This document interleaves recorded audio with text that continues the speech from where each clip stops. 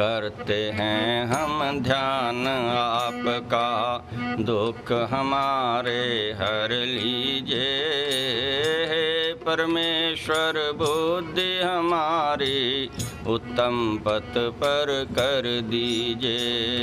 हे परमेश्वर बुद्धि हमारी उत्तम पथ पर कर दीजिए।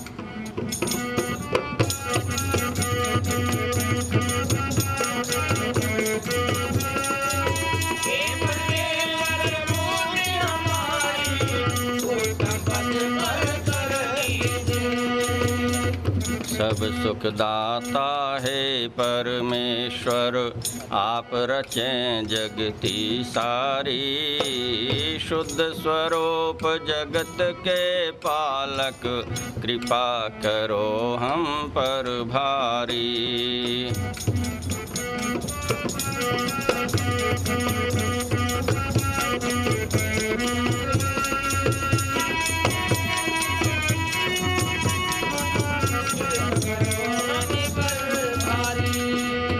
दुख दोष दुर्गुण दुर्जन को दूर बहुत ही कर लीजिए। हितकारी गुण कर्म वस्तु जन परमेश्वर हमको दीजिए। हितकारी गुण कर्म वस्तु जन परमेश्वर हमको दीजिए।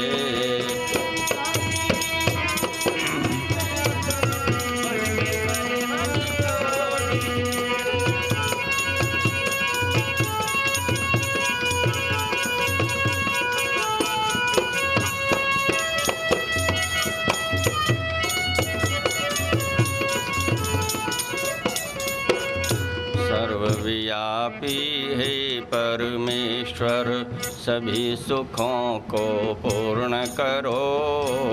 शुभ इच्छाएं जो भी मन में है परमेश्वर पूर्ण करो।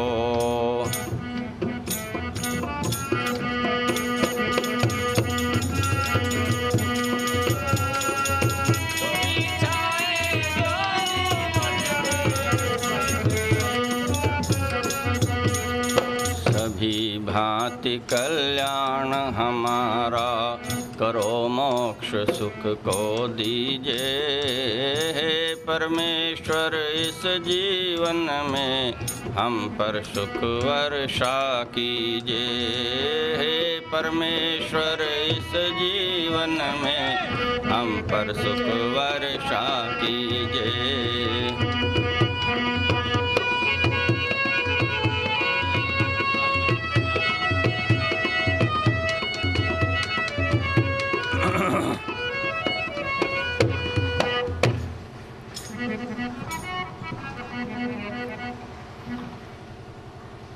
ओम।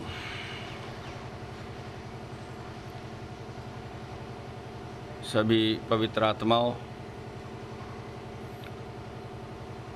आज इस शिविर का दूसरा दिन है और कल हमने प्राणायाम संबंधी अनेक क्रियाओं का यहाँ अभ्यास कराया था। आज पुनः उनको कराएंगे। प्राणायाम गीत है तैयार। प्राणायाम गीत प्रार्थना है, प्रेरणा है, जिसको हम प्राणायाम गीत कहते हैं, कि वह भी अवश्य हो जाए। तो आप उसको भी ध्यान से सुनिए और हो सके तो साथ साथ गाने का प्रयास कीजिए।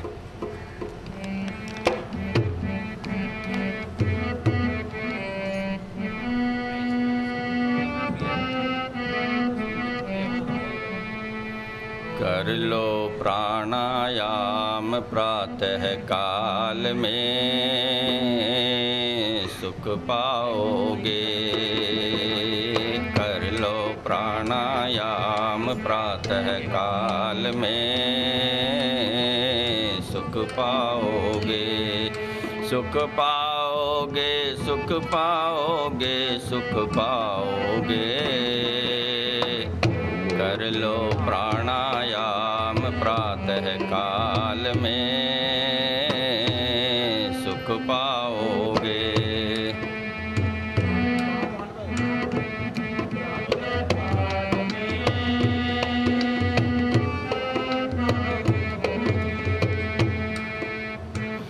तन के रोग सभी मिट जाते।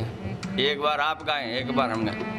तन के रोग सभी मिट जाते, के रोग सभी मिट जाते, पुनः लौट कर नहीं वे आते, पुनः लौट कर नहीं वे आते। मिले सुखों का धाम प्रातः काल में, सुख पाओगे कर लो प्राण।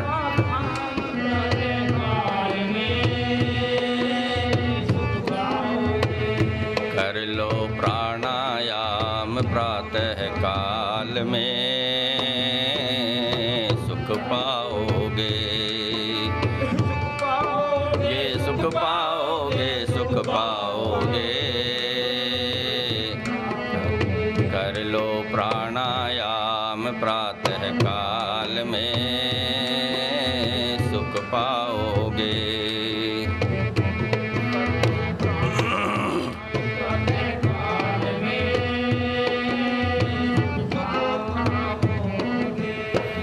मन परमेश्वर में लग जाता, मन परमेश्वर में लग जाता, आत्मज्ञान मानव कर पाता। आत्मज्ञान मानव कर पाता। जपो ओम का नाम प्रातः काल में, सुख पाओगे। ओम का नाम प्रातः काल में, सुख पाओगे। प्राणायाम प्रातः काल में, सुख पाओगे, सुख पाओगे।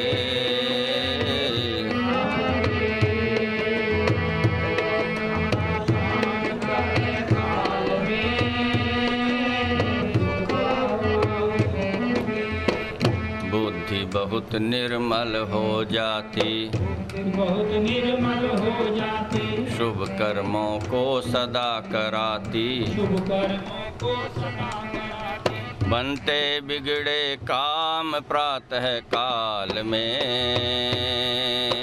सुख पाओगे। बनते बिगड़े काम प्रातः काल में, सुख पाओगे। वो कर लो प्राणायाम प्रातः काल में, सुख पाओगे। सुख पाओगे, सुख पाओगे।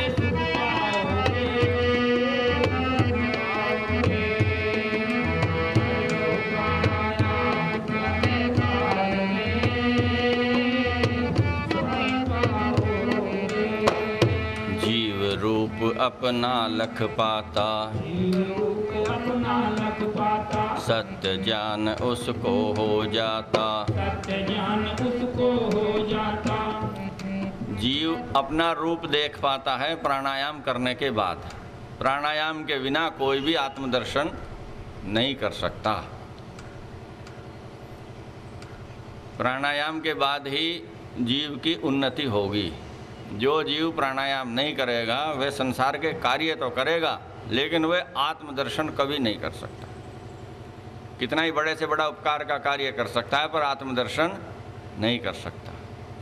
और जब तक आत्मदर्शन नहीं होगा तब तक उसे सत्य का ज्ञान नहीं होगा। अर्थात मुझे क्या करना है क्या नहीं करना, इस सत्य का उसको ज्ञान नहीं हो सकता। वह वे काम करेगा जिसमें उसको रुचि होगी, जिसमें उसकी मान प्रतिष्ठा बढ़ेगी, जिसमें उसको अधिक धन की प्राप्ति होगी, जिसमें उसके प्रतिद्वंदियों का पतन होगा और उसका उत्थान होगा। ऐसे काम में लगेगा। आत्मदर्शन नहीं कर सकता। प्राणायाम ये नहीं है कि भैया प्रातःकाल आए और धक्का-धक करते रहे, बैठे रहे, ये हिलाया वो हिलाया, हाथ हिलाया पैर हिलाया, हो गया जी, सब काम हो गया।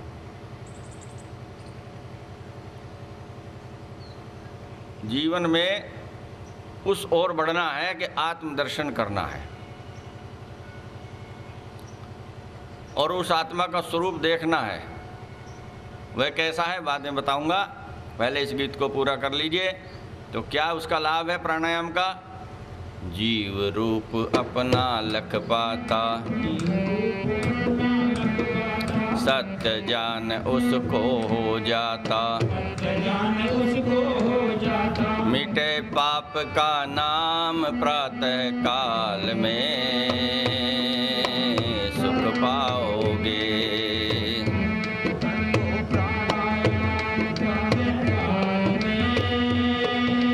सुख पाओगे। कर लो प्राणायाम प्रातः काल में सुख पाओगे। सुख पाओगे, सुख पाओगे।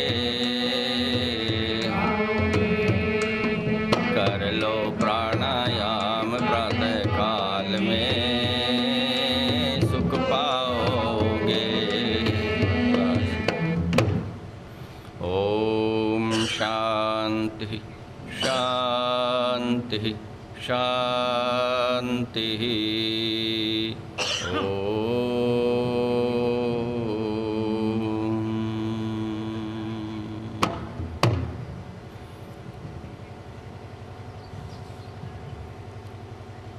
कल प्राणायाम के जो क्रियाएं कराई, ये वे क्रियाएं हैं जिनको अनेक विद्वानों ने या शरीर को स्वस्थ रखने के इच्छुक साधकों ने अनुसंधान करके तैयार किया। तो हम सबसे पहले करते हैं उस परमपिता परमात्मा का ध्यान करते हुए प्राणायाम 3 बार। सबसे पहले ओम का उच्चारण करेंगे, श्वास भर करके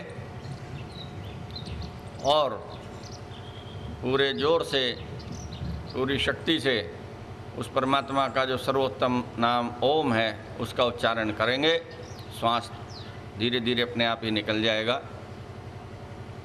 श्वास तो सभी के निकलने हैं, लेकिन यदि ओम का उच्चारण करते हुए निकले तो उसका जीवन धन्य है। और यदि यूँ निकले हाय मर गया, हाय बचा लो, हाय मर गया, ऑक्सीजन लगा दो, ये कर दो, वो कर दो, तो वो कुछ मरना नहीं हो। तो बस यूँ समझ लो कुत्ते की मौत मरना, तड़प तड़प के मरना, क्या मरना। जैसे जन्म के समय खुशी होती है, ऐसे ही ऐसा हमारा स्वभाव हो जाए कि मरण के समय भी उतनी प्रसन्नता हो कि भगवान जान छूटी, आज इस शरीर से दुखी हो गया था, अब नया तो मिलेगा। जैसे पुराना घर हो, टूटा फूटा हो, व्यक्ति क्या चाहता है, इससे जान बचे, दूसरा नया मिल जाए, इससे बढ़िया। तो ऐसी ही प्रसन्नता आएगी, लेकिन आएगी तब जब साधना करेंगे, हैं। तो क्या करें? और साधना सर्वोत्तम क्या है? उस परमात्मा का ध्यान करना। श्वास अंदर भरेंगे और मेरे साथ करेंगे।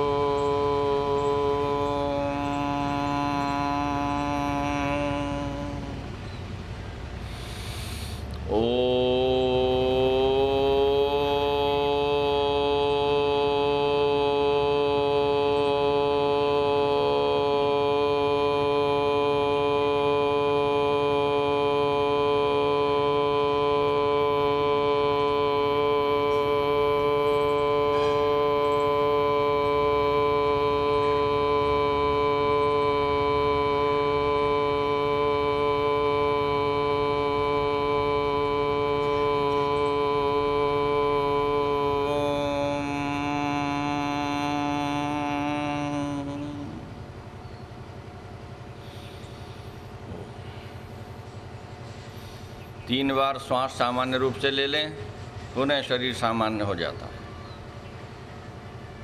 इस प्रकार से न्यूनतम 3 बार और अधिकतम 51 बार तक आप कर सकते हैं। जितना अधिक करेंगे उतना ही परमात्मा से संबंध प्रगाढ़ होता जाएगा और संसार से संबंध छूटता जाएगा। मैं एक बात कहा करता हूँ, यदि किसी को सुख ही सुख चाहिए तो सुख स्वरूप से मित्रता करो। परमात्मा कैसा है? सुख स्वरूप है, सब सुखों का भंडार है। तो यदि सब सुखों के भंडार से हम संबंध जोड़ेंगे तो हमें भी कुछ ना कुछ सुख अवश्य मिलेगा। और ये जो मनुष्य हैं सांसारिक, ये हैं दुखों के भंडार। आप भी दुखी हैं और दूसरों को भी दुखी करते फिर रहे हैं। आप सब बुद्धिमान लोग हैं, बुद्धिजीवी हैं, सब अनुभवी हैं, सब जानते हैं। आप आंख बंद करके एक क्षण के लिए ये सोचो कि आपको किस किस ने क्या क्या बढ़िया सुख दिया, और आप आनंद विभोर हो जाएं कि भाई क्या कहने, इतना अच्छा मित्र मिला, इतना बढ़िया सुख दिया, आज तक नहीं भूल रहा हूँ, अब तक भी सुख दे रहा है। तो आपको एक नहीं मिलेगा ऐसा जिसने आपके जन्म से लेकर के आज तक सुख ही सुख दिए जा रहा है। आपको संसार में एक भी व्यक्ति नहीं मिलेगा। लेकिन एकमात्र परमात्मा ऐसा है जो जन्म से लेकर के आज तक सुख ही सुख दिए जा रहा है। ये जितने दुख हैं ये तो हमारी गलती से हैं, परमात्मा की से नहीं। तो सुख स्वरूप का सर्वोत्तम नाम ओम और उसका आनंद के साथ उच्चारण करना, ये परमात्मा से जुड़ने का सर्वोत्तम और सबसे सरल साधन है। और अपने शरीर को हम स्वस्थ रखें। जब स्वस्थ रखेंगे तभी परमात्मा से जुड़ेंगे। वह सुख स्वरूप है और हम हर समय दुखी दुख पाले जाएं तो ये भी कोई बुद्धिमत्ता नहीं है। हम अपने शरीर को भी स्वस्थ रखें क्योंकि हम अधिक से अधिक साधना कर सकें। साधक को स्वास्थ्य इसलिए चाहिए कि वह परमात्मा की साधना अधिक से अधिक कर सके। चोर डाकू को स्वास्थ्य इसलिए चाहिए कि वो छत से कूद सके और चोट ना लगे, अधिक से अधिक अत्याचार कर सके। तो उस स्वास्थ्य का कुछ लाभ नहीं है। उत्तम स्वास्थ्य हो, परमात्मा की भक्ति हम अधिक से अधिक कर सकें और संसार का उपकार हम अधिक से अधिक इस शरीर से कर जाएं। ये 2 रुपए का भी नहीं बिकेगा मरने के बाद। और घर में सब कहेंगे सड़ांध हो रही है, जल्दी ले जाओ। आते ही फिर हवन करेंगे, सारा घर गंदा कर गया, सारा घर दूषित कर गया।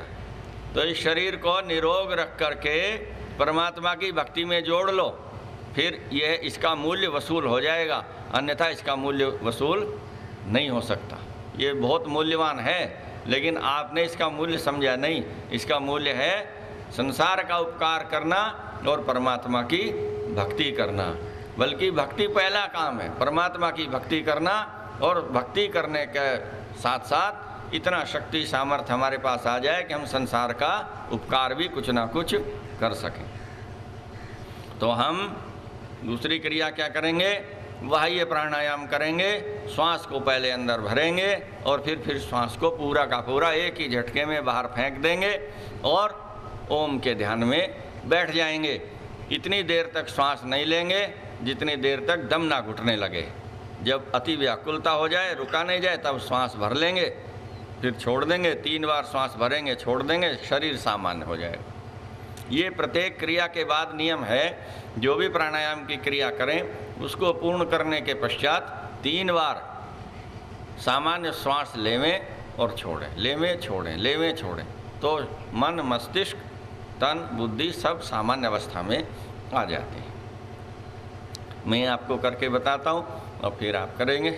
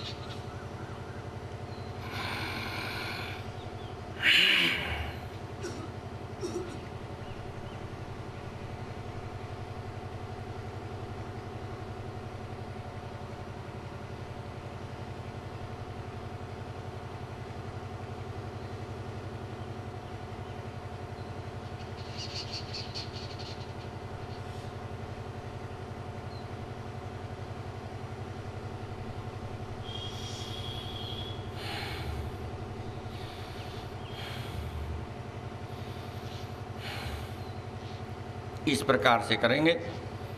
आप जरा करके दिखाएं। श्वास पूरा भर के एकदम झटके छोड़ दें। हाथ ज़्यादा सीधे ना करें, इससे संतुलन नहीं बनता। जैसे पूरे सीधे हाथ कर लिए, सीधे नहीं, थोड़े झुका लीजिए, ऐसे रखिए घुटनों पे, और पीछे, और थोड़े से पीछे करो हाथ। हाँ बस ऐसे।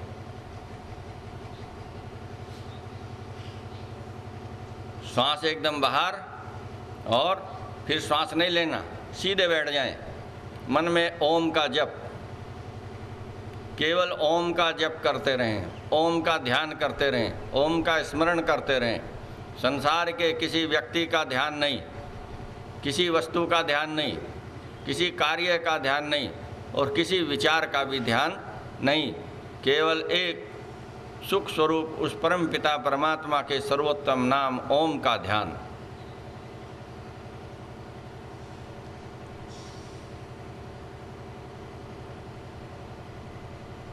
ना झुक के बैठे, ना बहुत अधिक अकड़ कर बैठे, सामान्य बैठे, आनंद के साथ बैठे।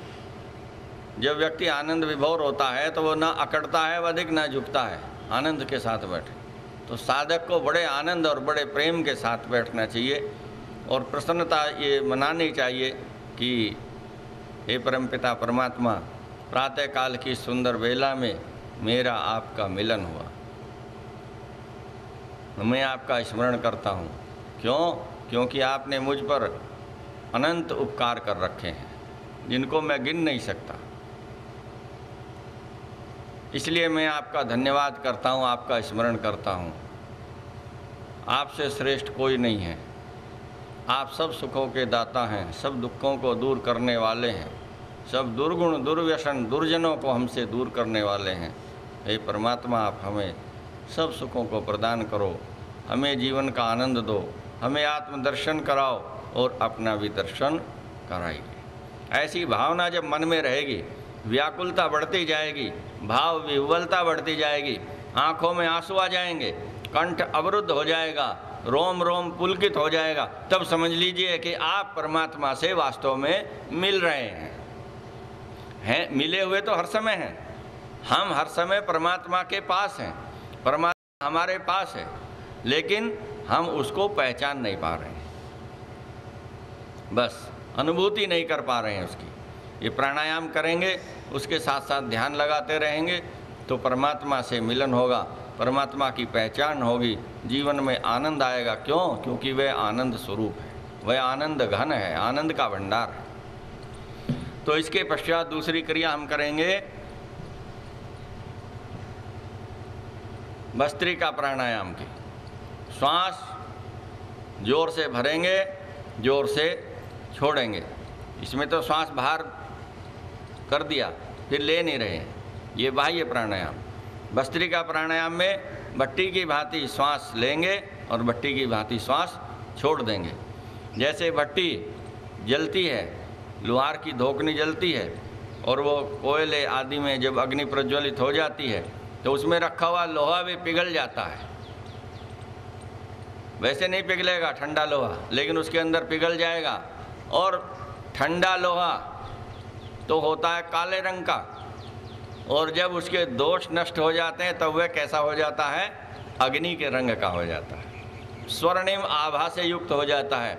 ठीक इसी प्रकार जब हम प्राणायाम की अग्नि में अपने इस तन मन बुद्धि आत्मा को जला देंगे तो थोड़ा सा कष्ट तो होगा, परंतु सारे दोष जल करके स्वर्णिम आभा युक्त हो जाए, सुंदर हो जाएगा, उसके सब दोष नष्ट हो जाएंगे। देखो जले हुए लोहे को सब देखना चाहते हैं, इतना सुंदर हो जाता, ठीक है? लेकिन उसको यदि कोई छू के देख ले तब पता चलेगा कितना सुंदर, तो हाथ भी जल जाता। ठीक इसी प्रकार आप समझ लीजिए, विश्वास रखिए, जो ईश्वर का सच्चा साधक है, जिसने योग की अग्नि में, परमात्मा की भक्ति रूपी अग्नि में अपने सब दोष जला करके स्वर्णिम स्वर्ण युक्त लाल रंग का लोहे जैसा हो गया, धातु निर्मल हो गया है, उसको कोई फिर हाथ नहीं लगाएगा। जो भी हाथ लगाएगा उसी का हाथ जल जाएगा। ये आप ध्यान रख लीजिए। बस स्वर्णिम बनने की आवश्यकता है। सब कहेंगे बहुत सुंदर है, बहुत सुंदर, पर हाथ मत लगाना। हाथ लगाते ही उसका सर्वनाश हो जाएगा। जो सच्चा उपासक है, ईश्वर का सच्चा साधक है, जो शत्रु उसके बारे में सोचता भी है ना बुरा करने का, तो परमात्मा उसको ऐसा दंड देता है कि वह फिर दूसरों के बारे में बुरा सोचना भूल जाता है। और उसको बुरा करना चाहता है तो उसको ऐसा दंड देता है कि वो बुरा करना भूल जाता है। मेरे साथ कई घटनाएं हुई हैं, उनको यदि सुनाने लगूं तो आप आश्चर्यचकित रह जाएंगे। कुछ नहीं बिगाड़ पाया कोई भी। केवल सहारा किसका रखा? मनुष्यों का सहारा नहीं, केवल उस परम पिता परमात्मा का आश्रय लिया, उसका सहारा लिया और फिर सब छोड़ दिया, अब तू जो चाहे सो करे। तो कोई कुछ भी नहीं कर पाया और जो मैं चाहता था वही सफलता प्राप्त हुई, क्योंकि मैंने परमात्मा से कह दिया इसमें मेरा ना कोई स्वार्थ है, ना छल है, ना कपट है। अब सफलता विफलता सब तुम्हारे हाथ है। तो सफलता ही प्राप्त हुई, प्रत्येक क्षेत्र में सफलता प्राप्त हुई और मैं उसी से संतुष्ट हूँ, आनंद विभोर। उसकी कोई सीमा नहीं है। मेरे शिविर में व्यक्ति थोड़े आए अधिक आए, मैं इसकी परवाह नहीं करता हूँ। जितने आए वे ही भाग्यशाली हैं और मैं भी भाग्यशाली हूँ। तो मेरा उनका संबंध जुड़ा है, उतने आए बस, वो आ तो गए, उनसे मिलन हो गया, मैं उनको कुछ दे गया, उनका कुछ प्रेम ले गया, बस इतनी ही बात है और कुछ नहीं।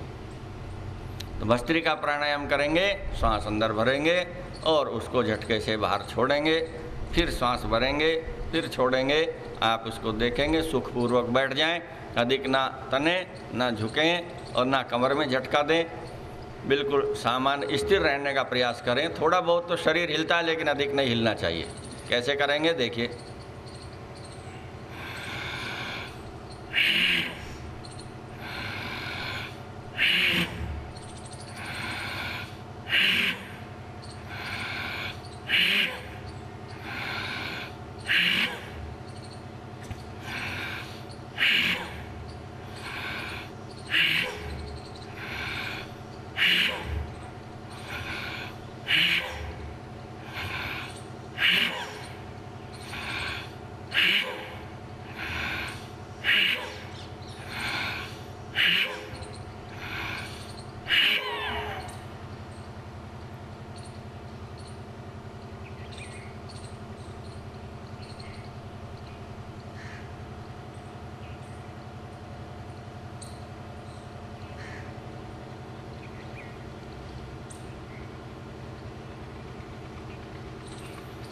अंतिम बार श्वास बाहर ही रहने दीजिए। श्वास शीघ्र लेने का प्रयास मत करो। मैंने तो बहुत शीघ्र ले लिया, समय के कारण, समय का अभाव है।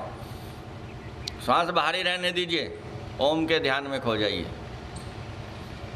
जब दम घुटने लगे तब श्वास अपने आप लेंगे। देखेंगे बहुत देर तक श्वास लेने की इच्छा ही नहीं रही, आवश्यकता ही नहीं रही और परमात्मा के ध्यान में आनंद आ गया। तो ये भस्त्रिका प्राणायाम है, एक बार आप करके देखें।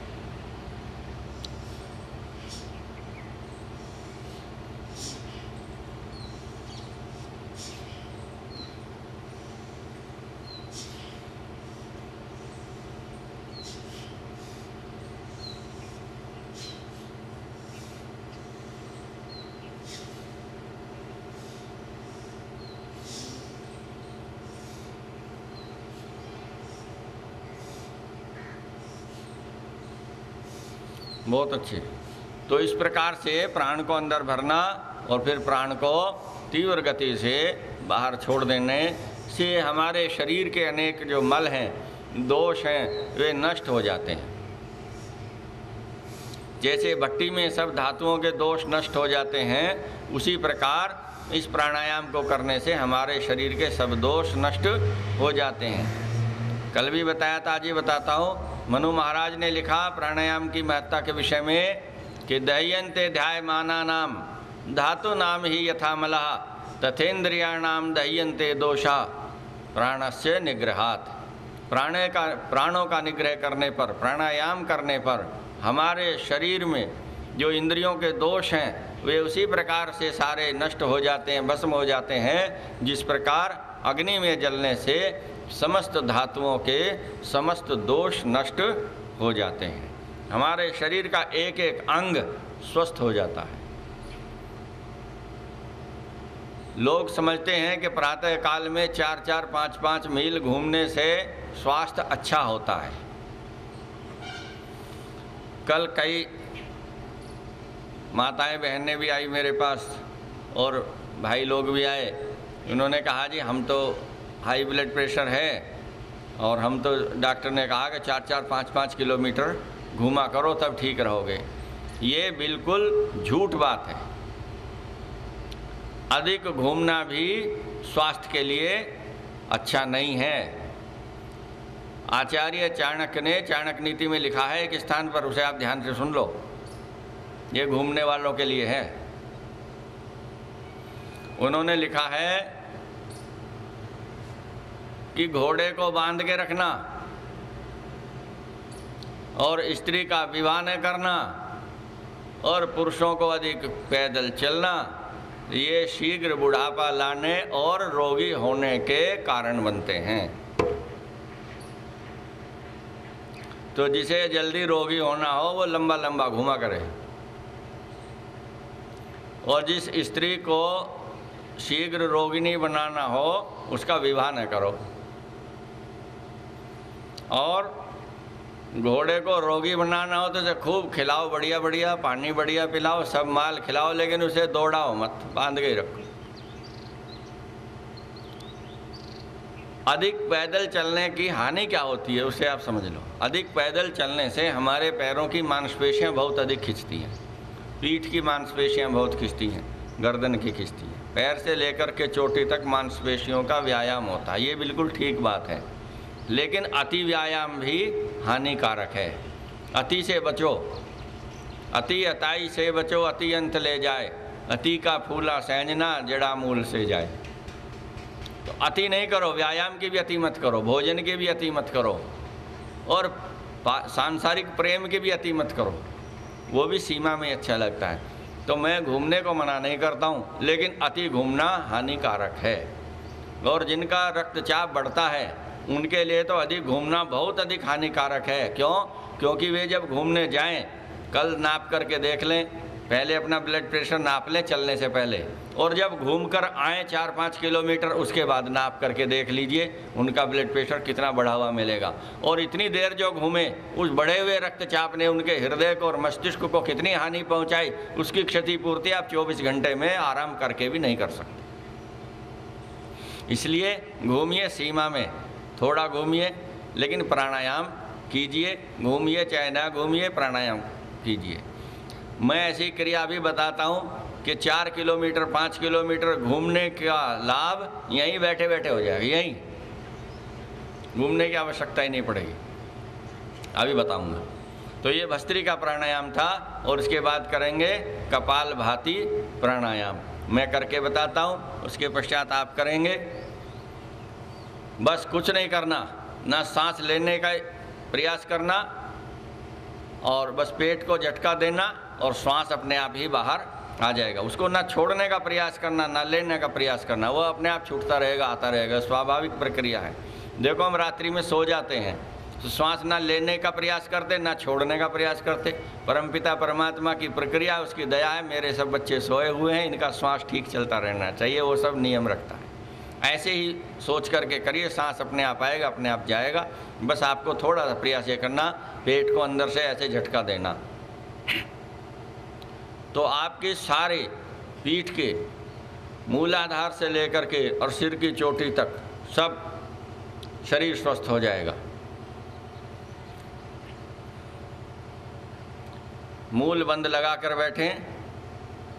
मूल बंद तो सब जानते हैं, हाथ उठाएं जो नहीं जानते, मैं बताता हूँ। अच्छा देखिए, मूल बंद कहते हैं शरीर का मूल कहाँ है, मूलाधार कहाँ है। हम बैठे हैं तो मूलाधार जो सबसे नीचे का भाग है वही हमारा मूलाधार है।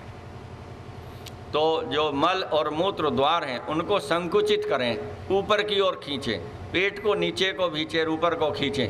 ऐसा करने से मूल बंद लग जाता है। और उसके पश्चात प्राणायाम करें। कोई भी प्राणायाम की क्रिया करें, मूल बंद लगा करके करें।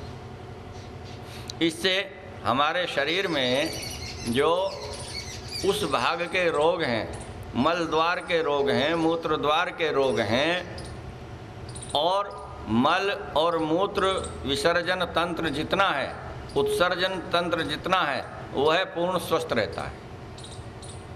गुर्दे के रोग नहीं होते, मूत्राशय के रोग नहीं होते, फिर गर्भाशय के रोग नहीं होते, कोई भी रोग उस क्षेत्र का, नाभि से नीचे के हिस्से में कोई रोग नहीं होता, जो मूल बंद लगा करके बैठते हैं और प्राणायाम करते हैं। तो कपालभाति प्राणायाम करेंगे, सुखपूर्वक बैठेंगे, हाथ ऐसे घुटनों पे रख लेंगे,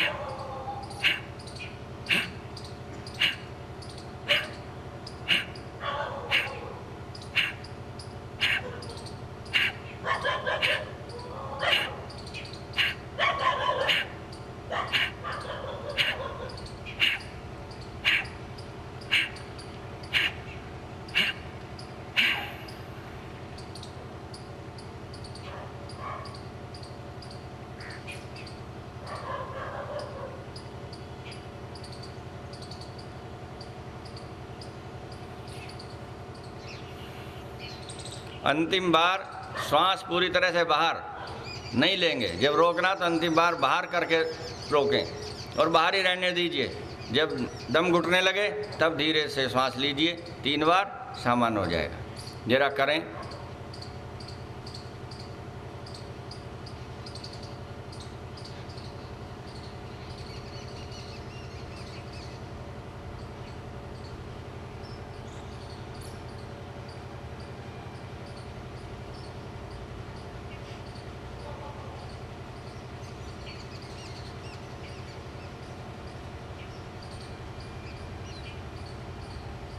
बहुत अच्छे। देखो अनेक लोग तो यहाँ पहले से ही करते हैं, अभ्यास है उन्हें, तो वे बहुत अच्छा कर पाते हैं। और भी तो कपालभाति प्राणायाम करने से हमारा जो यहाँ मेरुदंड है ये पूरा का पूरा स्वस्थ हो जाता है, अर्थात पीठ के दर्द का रोग धीरे धीरे करके समाप्त हो जाता है। कशेरु का संधिवात, जिसको सर्वाइकल स्पॉन्डिलाइटिस कहते हैं, वह बिल्कुल ठीक हो जाता है। औषधियों की भी आवश्यकता नहीं पड़ती, लेकिन यदि औषधियों की फिर भी आवश्यकता पड़ती है तो थोड़ी औषधि ले लो। कुछ खाने की औषधि ले लीजिए, कुछ हल्की मालिश की औषधि ले लीजिए और वह ठीक हो जाएगा।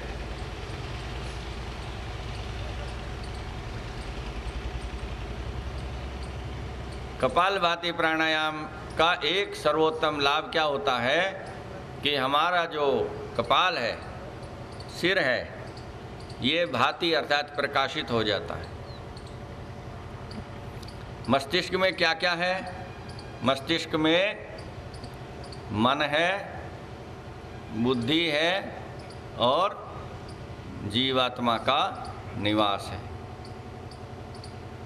जब हम कपालभाति प्राणायाम करते हैं तो हमारा मन भी प्रकाशित हो जाता है, बुद्धि भी प्रकाशित हो जाती है और जीवात्मा भी प्रकाशित हो जाता है। मनुष्य के पास एक शरीर के साथ ये 3 शक्तियाँ और हैं। हम 4 शक्तियाँ लिए हुए हैं अपनी, एक तन की, एक मन की, एक बुद्धि की और एक अपने आत्मा की। 4 बल हमारे पास हैं और ये बहुत शक्तिशाली हैं। देखो हम मस्तिष्क से कितने सुंदर सुंदर कार्य मन से सोच के कितने अच्छे अच्छे विचार करते हैं। मेरी यदि आप बात पूछने लगें तो आप विश्वास करें ना करें वह तो अलग बात है, क्योंकि आज के युग में सत्य का विश्वास करना भी लोगों को, लेकिन दूसरे का सरसों के दाने के बराबर दोष भी होगा तो उसको बड़े ध्यान से देखेंगे। संस्कृत में एक श्लोक है, सर्षप मात्राणि परछिद्राणि, जो सरसों के दाने के बराबर दूसरे का छिद्र है, दोष है, तो उसको बड़े ध्यान से सब देखते हैं। लेकिन बिल्व मात्राणि, वो आत्मनो बिल्व मात्राणि पश्यन् अपि न पश्यति। दूसरे का दोष जो सरसों के दाने के बराबर है उसे तो देखते हैं बड़े ध्यान से, और अपना जो बेल के फल जितना बड़ा दोष है उसको देख कर भी नहीं देखते। पश्यन् अपि न पश्यति, उसको देखने के बाद भी नहीं देखते। दूसरों का सरसों के बराबर है, अरे इसमें तो ये कमी है। कोई पूछे उस कमी से समाज की कोई हानि है? नहीं। और उनके दोष से इतनी हानि है कि उनको भी हानि, उनके परिवार को भी हानि और समाज को भी हानि, उस दोष को वे नहीं देखते। तो बंधुओं, ये जो हमारा मन है, बुद्धि है, जीवात्मा है, ये सब मस्तिष्क सिर में निवास करते हैं, यहीं से सब कार्य करते हैं। तो जो कपालभाति प्राणायाम करेगा उसका मन, बुद्धि, आत्मा सब प्रकाशित अर्थात पवित्र हो जाएंगे, दोष रहित हो जाएंगे। और जिसका तन, मन, बुद्धि, आत्मा सब पवित्र हो गए उसको संसार में कुछ भी पाना शेष नहीं रहता है। और उसका सर्वोत्तम साधन है प्राणायाम। तो प्राणायाम करें। और ये जो प्राणायाम करने से अंदर के जो मन, बुद्धि, आत्मा है वे तो प्रकाशित होते ही हैं, लेकिन जो हमारा बाह्य मुखमंडल है ये भी प्रकाशित होता है प्राणायाम करने से। प्राणायाम बहुत दिन से करते आए, लेकिन मुख पर कांति नहीं आई, चमक नहीं आई, दिखाई नहीं देती। वो क्रीम पाउडर लगाने से नहीं आएगी, वो धुल जाएगा तो वो उतर जाएगी। लेकिन सच्चे मन से यदि परमात्मा की प्रार्थना पूर्वक प्राणायाम करेंगे तो परमात्मा इतना दयालु है कि वह आपके मुख पर अपने तेज का अंश पहुंचा देगा, क्योंकि वह तेज स्वरूप है। तो आप भी और जीवात्मा भी तेज स्वरूप है।